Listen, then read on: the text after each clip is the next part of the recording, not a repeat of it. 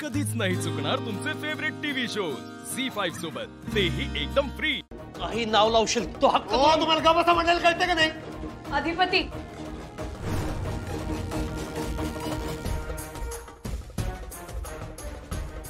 Madam मी थांबले होते मी तुम्हाला म्हटलं होतं आपण आज जाऊन बोलू। वय की यात तुमची काही बी चूक नाही, आम्हीच तुम्हाला बोलायला भाग पाडलं नाही का? माझं म्हणणं नाहीये ते, हे असंच झालंय।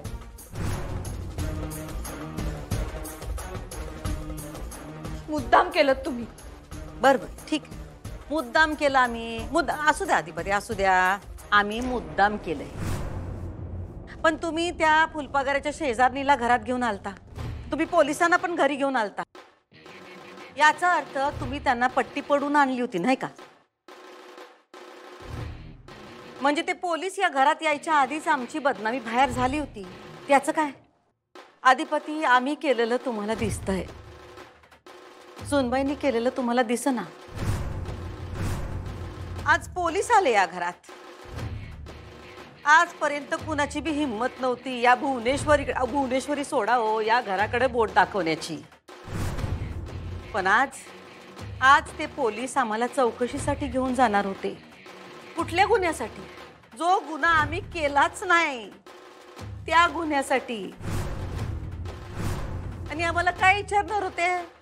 तुम्ही त्या फुलपगाराला किडनॅप केलं का मारलं?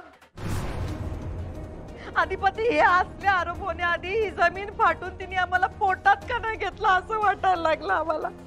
हो आईसाहेब तुम्ही रडू नका हो, डोळ्यातनं पाणी काढू नका तुम्ही, कसं तरी वाटते मला। आता काय करू अधिपती, सांगा काय करू?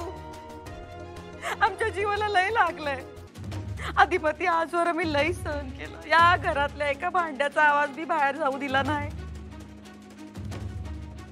या घरातल्या कुठल्याच माणसाची कुठली गोष्ट बाहेरच्या माणसासमोर कधी येऊ दिली नाही। पण आज सगळ्या गोष्टी चव्हाट्यावर मांडल्या, सूर्यवंशींची लाच येशीवर टांगली। आता लोक काय म्हणणार? इतकी वर्ष आम्ही रक्ताचं पाणी केलं या घराण्याचं नाव मोठं करण्यासाठी, आणि आज सगळं धुळीला मिळालं। असं बोल नका आईसाहेब। आज या घरात बाहेरच्या माणसांसमोर आमची नाही तर या घराण्याची आबरू निघाली। अधिपती, आज या घरात पहिल्यांदा पोलीस आलते गुन्हेगाराला पकडायला, आणि गुन्हेगार कोण? आम्ही।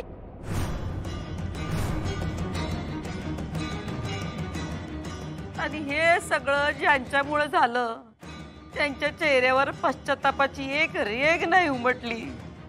बघा तुम्ही।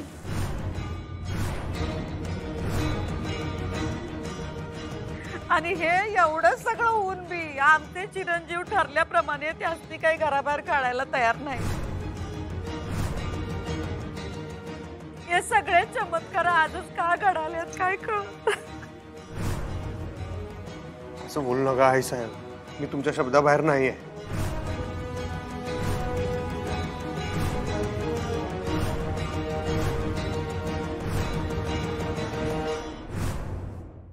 झी5 ॲप डाउनलोड करा आणि पहा सर्व एपिसोड्स एकदम फ्री।